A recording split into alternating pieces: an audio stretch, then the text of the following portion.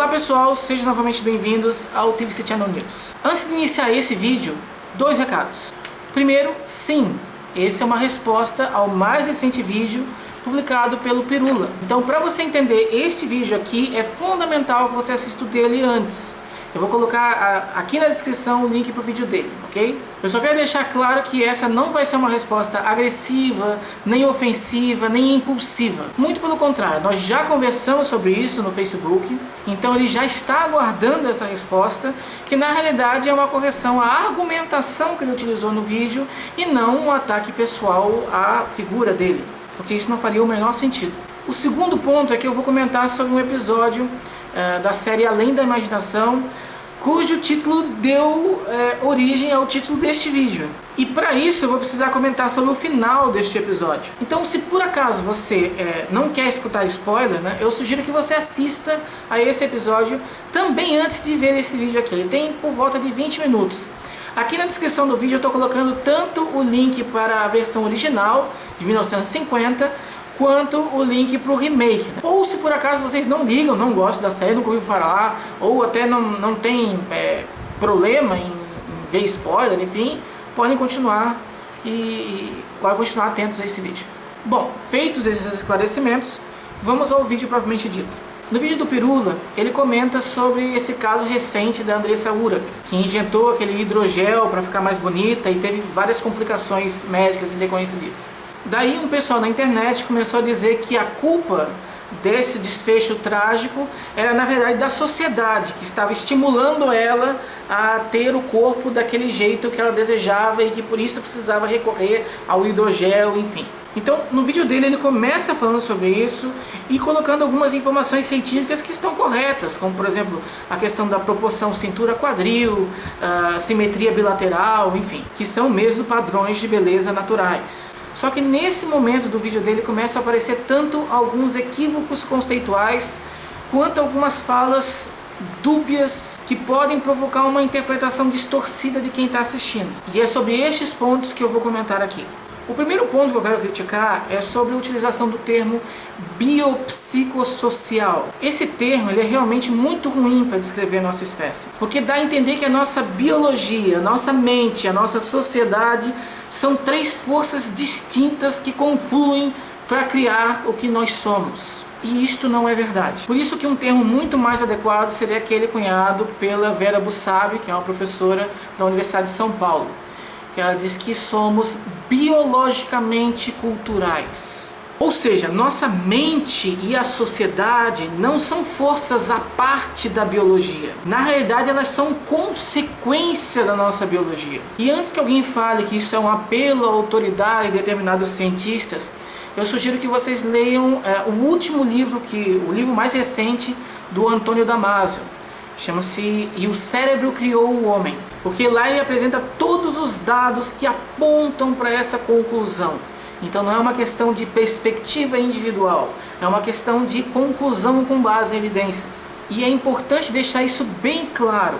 Não existe cultura sem cérebro, mas existe cérebro sem cultura, mas que sabidamente não tem cultura. No caso dos chimpanzés, eu até posso concordar que esse ainda é um tema em discussão. Mas fora esses nossos parentes mais próximos, não há qualquer evidência significativa de que os outros animais possuam cultura.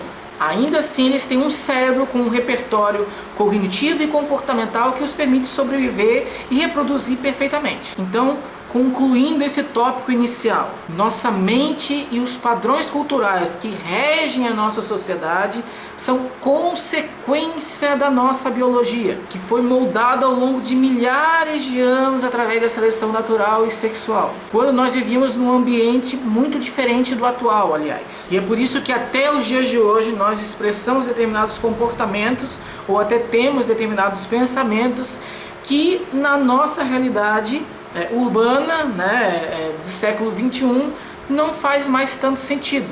Mas ainda assim nós expressamos porque isso está na nossa natureza. E não vai mudar, pelo menos não nos próximos milhares de anos, porque a evolução biológica é um processo bastante demorado. Então, esta visão, que é baseada em dados da arqueologia, da antropologia biológica, da biologia evolutiva, da psicologia cognitiva, da psicologia evolucionista, faz toda a diferença para entender o tema principal do vídeo do Pirula: os padrões de beleza. E é para isso que eu vou invocar um dos episódios mais emblemáticos, escrito por aquele que eu particularmente considero o maior gênio da televisão e que foi também o criador de uma das séries mais antológicas da história.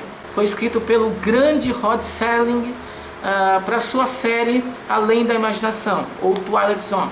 Esse episódio conta a história de uma mulher que passa o tempo todo presa numa cama e sempre com o rosto todo vendado por gaze. E nós ficamos sabendo que estamos numa espécie de sociedade alternativa, e dá a entender que é no futuro, e que nesse tipo de época as pessoas que eram feias eram exiladas, eram mandadas para uma ilha para ficar entre seus iguais feios, livres ou distantes das pessoas que eram bonitas. Então, quando você nascia feio, o governo te oferecia a oportunidade de fazer um determinado número de cirurgias plásticas para que você pudesse ficar bonito, e daí, se você conseguisse ficar bonito, você se mantinha na sociedade normal.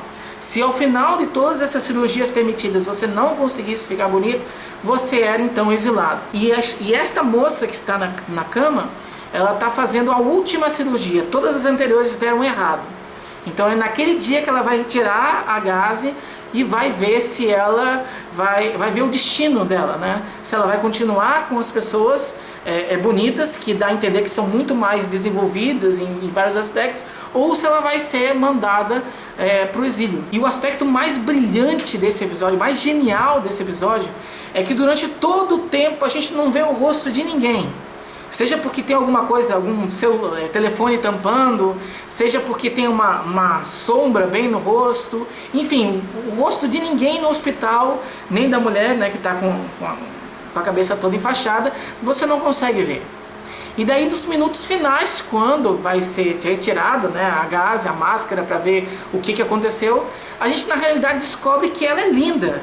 E que quem era distorcido, né, quem era deformado, eram as outras pessoas. E que de alguma forma essas pessoas deformadas tinham conseguido chegar no poder e criar um tipo de sociedade extremamente ditatorial que colocava as pessoas que eram diferentes deles para ser condenada, né? E daí assumia que eles eram os bonitos e aquelas pessoas eram as pessoas feias. Por isso que o episódio termina, né, com a frase, né, a beleza está nos olhos de quem vê. Como se a atribuição da beleza de alguém fosse um fenômeno arbitrário, né, sem nenhum tipo de padrão universal, vamos dizer assim. Mas o fato é que não é possível culpar o Rod Serling pelo caráter do roteiro que ele escreveu.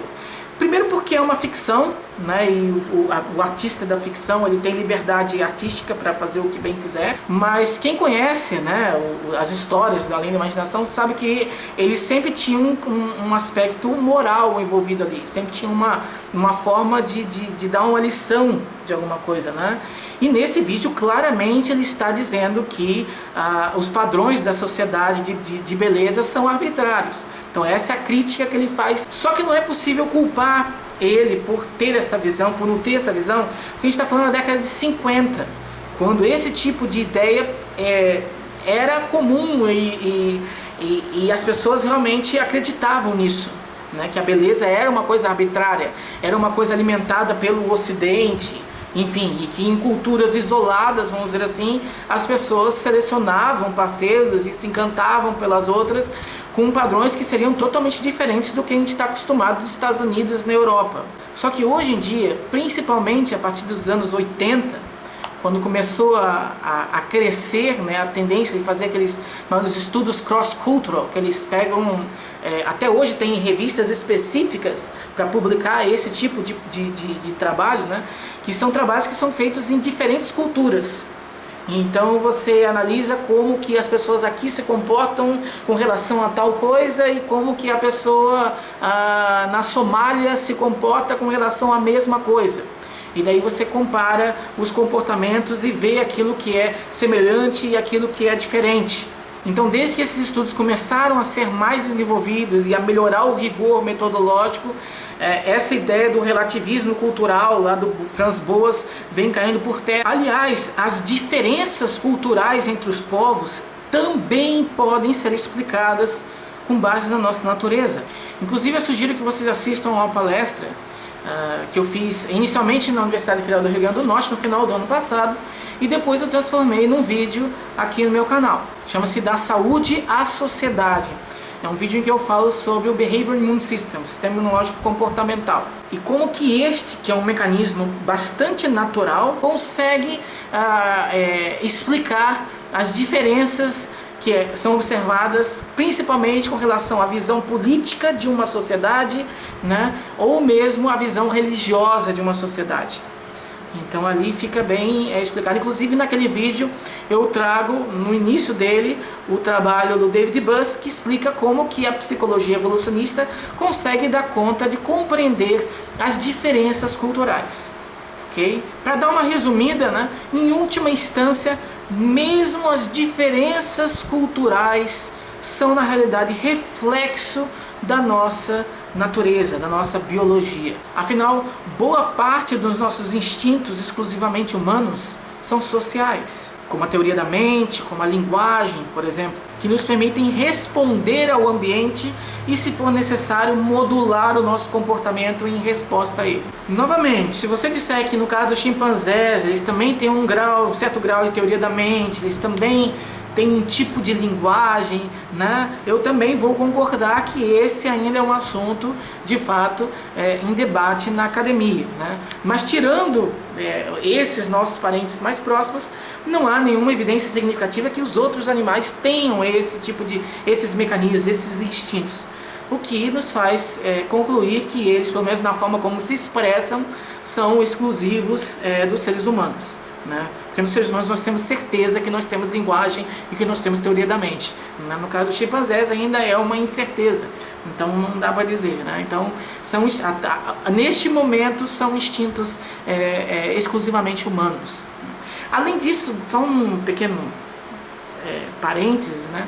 Porque as pessoas têm uma visão muito preconceituosa com relação à palavra instinto. Elas consideram, por exemplo, que a cobra tem instinto, que o gato tem instinto, que determinados animais, o rato tem instinto, né? E nós não. Nós somos animais que não temos instinto, porque somos sociais, né? Na realidade, a sociedade é fruto de nossos instintos. Na realidade, nós temos mais instintos que os outros animais. Essa nem é uma ideia nova, né? Um dos pais da psicologia, né, que é o William James, foi o William James, ele já escreveu isso lá quando ele escreveu Princípios de Psicologia em 1890, que ele já dizia que nós, na verdade, temos mais instintos do que os outros animais, por isso que a nossa complexidade social ela é maior, porque nós temos um repertório natural mais desenvolvido neste lado, que foi até necessário para a nossa própria sobrevivência, porque nós não temos garras longas, nós não temos uma pele resistente, nós não temos muita força física em relação a outros animais, nem corremos muito rápido. Então a forma com que a espécie humana encontrou para sobreviver foi formando coalizões, foi formando grupos e se estruturando dentro daquela forma. Então nós precisamos de reciprocidade, nós precisamos de teoria da mente para entender o que a outra pessoa está pensando e saber se ela vale a pena fazer aliança com ela ou não. Nós precisamos de linguagem para nos comunicar, né? Então são todos esses são mecanismos, né, que não dependem do aprendizado, né? Você aprende o idioma, você aprende a língua que você nasceu, mas você não aprende linguagem, né? Da mesma forma, você não aprende a se colocar no lugar da outra pessoa. Você pode até treinar um pouco isso depois, se você é uma pessoa pouco empática, né? Apesar de que isso também tem algumas limitações, enfim, não vou entrar nesse assunto. Mas inicialmente ninguém te ensina a fazer isso. Então o instinto, na realidade, é utilizado, né, pela psicologia evolucionista, enfim, como um termo que designa algum tipo de cognição, de afeto ou de comportamento que não dependa do aprendizado. Okay? Então nós temos mais instintos do que os outros animais, inclusive esses instintos que nos permitem ser seres sociais. Agora, apesar de nós termos uma flexibilidade de comportamentos, enfim, né? Não é qualquer estímulo ambiental que pode fazer com que a gente mude a nossa visão sobre o mundo, principalmente sobre a seleção de parceiros. Por exemplo, a gente já sabe que crescer em uma sociedade com recursos escassos faz com que os homens tendam a preferir mulheres com um maior IMC, índice de massa corporal. Trocando em miúdos, mulheres que têm um peso maior. Também, crescer em sociedades onde há um alto risco de contaminação faz com que as pessoas, tanto homens quanto mulheres, passem a potencializar, a maximizar o critério de simetria na hora de avaliar os parceiros. Isso porque a simetria bilateral é um sinal, né, de bons genes, especificamente genes relacionados ao sistema imunológico. Então, nessas sociedades em que a doença está muito presente, né, as infecções, enfim, é importante que você, de alguma forma, selecione pessoas que demonstrem ter uma boa saúde, até para que os descendentes possam eventualmente ter essa de característica benéfica, né? Lembrando que esses processamentos, eles não são, né, conscientes, nem tampouco inconscientes no conceito psicanalítico, não tem nada a ver com isso. Você simplesmente olha para uma pessoa e você acha aquela pessoa atraente. A razão específica pela qual você acha aquela pessoa atraente naquele contexto, muitas vezes não é descoberta. Você vai descobrir isso através de experimentação, porque daí você vai isolar várias variáveis, enfim, daí você vai conseguir saber qual que está de fato desencadeando aquela atração entre as pessoas, que é o que é feito e continua sendo feito, e tem trocentos trabalhos sobre isso. Por isso que a gente consegue dizer que em situações onde há esse risco, essa vulnerabilidade, a saúde está vulnerável de alguma forma, as pessoas modificam um pouco essa estratégia, potencializando esse critério. Então elas têm muito mais chance de considerar pessoas simétricas mais atraentes do que em outras situações. Em situações em que a segurança, né, é mais garantida. Ok? Então esses são alguns exemplos só para ilustrar, né, como a nossa natureza nos permite responder ao ambiente, coletar dele determinadas informações que vão fazer com que a gente module o nosso comportamento de alguma forma, potencializando determinado critério ou diminuindo outro critério. Enfim, isso serve não só para a seleção de parceiros, mas esse é o tema desse vídeo, né? Mas serve para outros tipos de comportamento. Mas é preciso que haja uma biologia, é preciso que haja um cérebro para você processar aquilo ali. Além disso, falando ainda de critérios de seleção de parceiro, de padrões de beleza, existe mais um aspecto que eu gostaria de comentar. Quando ele fala sobre as raras sociedades que são governadas por mulheres, ou então aquelas em que homens muito gordos são considerados atraentes, e diz que isso de alguma forma seria uma alteração do nosso padrão natural, na realidade não. O fato é que faz parte da nossa natureza selecionar líderes do sexo feminino quando a nossa sociedade vive mais conflitos internos do que externos. O fato é que boa parte das sociedades vive em conflito entre elas, né? Principalmente as primitivas, era na base da guerra, da guerra e da guerra. A gente, né, tem guerras ainda hoje em dia, mas de acordo com os estudos lá da revisão, na realidade, do Steven Pinker, né, que ele publicou o mais recente, na realidade o anterior livro dele, que o mais recente ainda não chegou no Brasil, diz que a gente está vivendo na sociedade no século mais pacífico. Antigamente era muito extremamente violento, então era na base da guerra, da guerra, da guerra, da guerra, da guerra. Então era muito, por isso que sempre foi muito mais comum ter líderes do sexo masculino. Mas hoje em dia você vê que em outras sociedades, ou mesmo dentro de empresas, que no fim são sociedades, tem até cultura organizacional, enfim, forma-se uma mini sociedade ali, você tem muitas empresas que tem o líder principal, né, o cargo principal é assumido por mulheres, né, e geralmente são essas empresas estão naquele momento passando por um conflito mais acirrado dentro dela mesma, talvez conflito entre equipes, enfim, né, do que competindo no mercado propriamente dito. Então existe,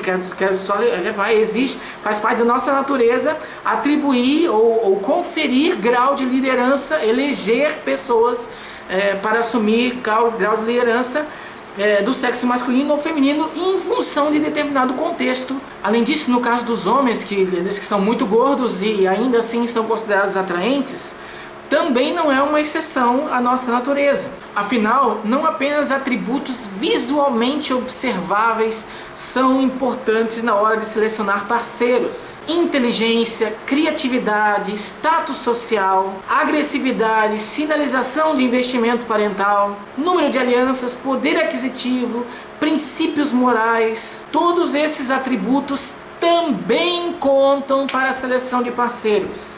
E também fazem parte da nossa natureza, porque eles também sinalizam bons genes. Então assim, eu sei que o Pirula não chegou a dizer isso explicitamente no vídeo dele, mas há o risco de as pessoas entenderem que a contribuição da biologia para a seleção de parceiro é quase que exclusivamente relacionada à questão de proporção, de simetria, enfim, de odor, e não é.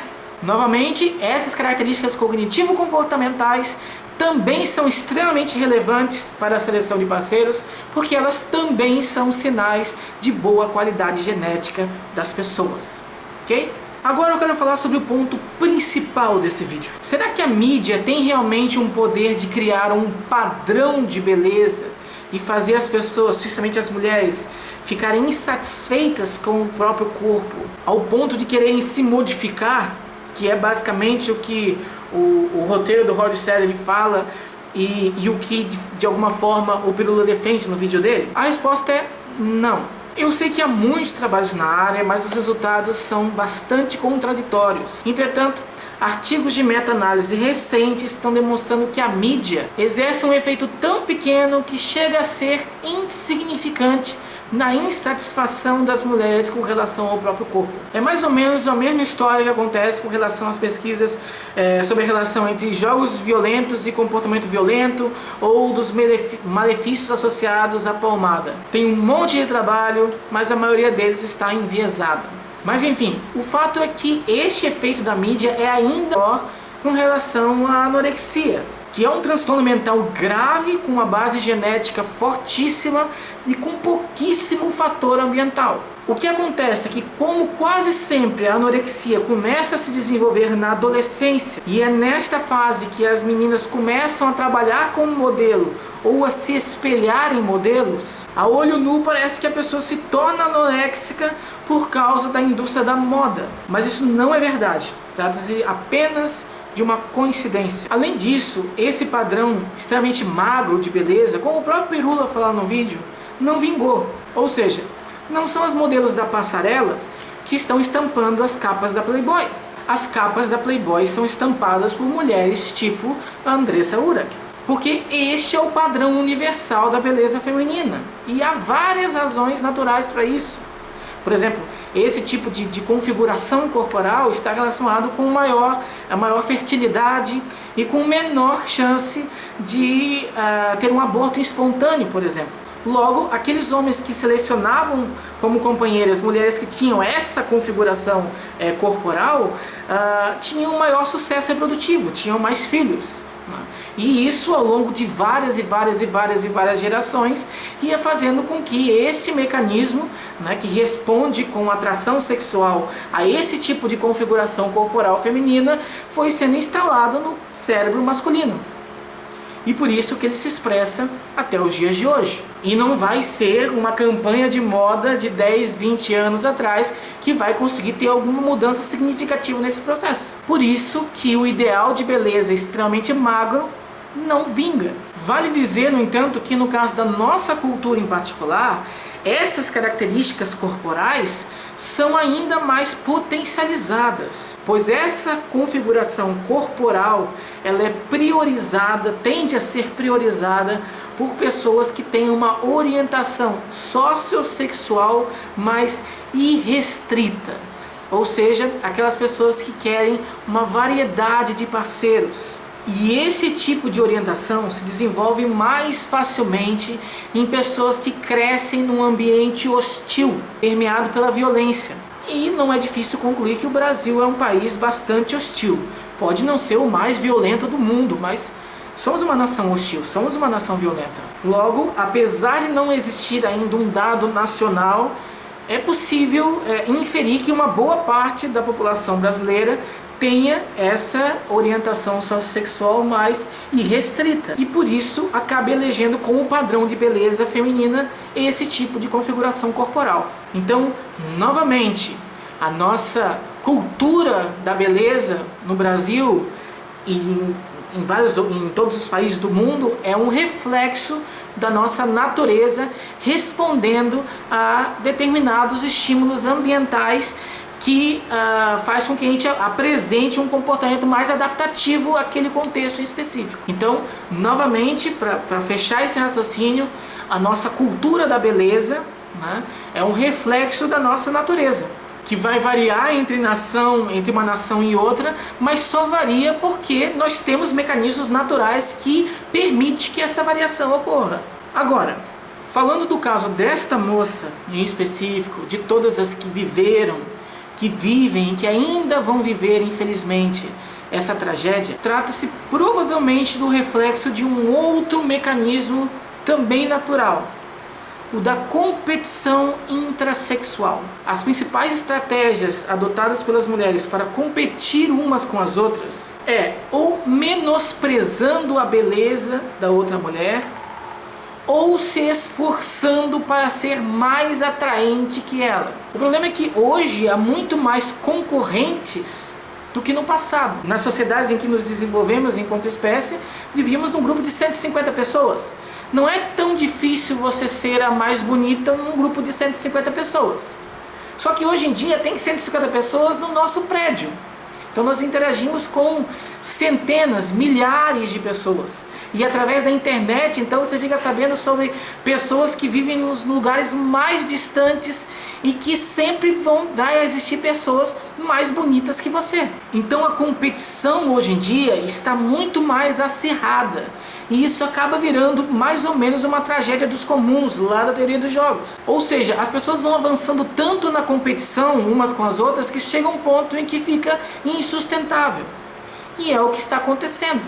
Agora, será que isso que aconteceu com ela é culpa da sociedade? Bom, primeiro, quem sou eu para atribuir culpa de alguma coisa a alguém ou a alguma coisa? Mas o que eu posso dizer é que assim como nós temos mecanismos instintivos que nos impelem a competir com as outras pessoas, né, pela beleza, pelo status socioeconômico, por uma série de razões, também temos mecanismos instintivos que nos permitem controlar nosso comportamento e evitar que a gente saia por aí tomando decisões impulsivas. Então daí, tirem as suas conclusões. Concluindo, dá para dizer que as coisas são muito mais complexas do que aparentam ser. Eu gostaria apenas de concluir resumindo os meus pontos de discordância com o vídeo mais recente do Pirula. O primeiro é que a maneira mais indicada de se referir à nossa espécie seria como biologicamente culturais, ao invés de biopsicossociais. A segunda é reforçar que as características cognitivo-comportamentais, como inteligência, como status social, também são sinais de bons genes, né? Não apenas os aspectos físicos observáveis, né? Como proporção, como simetria, enfim, e que também fazem parte da seleção de parceiros e que também estão relacionados à nossa natureza. O terceiro é que os nossos padrões culturais, inclusive de beleza, que foi o assunto desse vídeo, são consequência da nossa natureza universal em resposta a estímulos específicos do ambiente que vivemos. Que pode ser a temperatura, pode ser o risco de contaminação, pode ser a hostilidade, pode ser, enfim, podem ser esses que eu acabei comentando ao longo do vídeo. O quarto ponto é que a mídia não provoca nenhum impacto significativo na não aceitação com o próprio corpo. Então ela não tem o poder de ditar o que é e o que não é beleza. As capas da Playboy não é uma ditadura da mídia, é um reflexo do que a população quer ver na capa da Playboy. E a população quer ver na capa da Playboy o reflexo da própria natureza. E por fim, a tragédia que assolou a Andressa Urra, que parece ser apenas mais um triste exemplo de uma competição intrasexual feminina bastante agressiva. Bom, pessoal, eu espero que vocês tenham entendido que esse foi um vídeo em resposta aos argumentos do Pirula. e não a pessoa dele. Além disso, esses equívocos que eu apresentei não reduzem em nada sua capacidade como comunicador e como professor. Eu inclusive curti o vídeo dele, ok? Eu quero frisar também que ele já sabia desse vídeo resposta, a gente já tinha conversado antes através do Facebook. Então, vamos abrir o debate e ver o que acontece dessa discussão. Então, qualquer dúvida ou comentário, por favor, coloquem aqui embaixo que eu vou respondendo na medida do possível, ok? Lembrando que todas as referências que eu utilizei para montar esse vídeo, eu também estou listando aqui na descrição desse vídeo, como eu faço em todos os que estão no canal. E antes de encerrar esse vídeo, eu tenho uma convocação a fazer aos inscritos que eventualmente morem no Rio de Janeiro, na cidade do Rio de Janeiro, de preferência. Se você tem entre 18 e 50 anos, não tem nenhum metal no corpo, nem tatuagem na região da nuca, não sofrer de claustrofobia ou nenhum outro transtorno psiquiátrico, nem está usando medicamento psicoativo e for torcedor de algum desses times, Botafogo, Flamengo, Fluminense ou Vasco, participe de um estudo de ressonância magnética funcional do IDOR. Eu vou colocar todas as informações sobre essa pesquisa aqui na descrição desse vídeo. Então, dê uma força, seja um dos sujeitos, porque vai valer a pena. Esse estudo parece que vai ser bastante bacana e original, ok? Então era isso. Muito obrigado e até o próximo vídeo aqui no TVC Channel News. Valeu!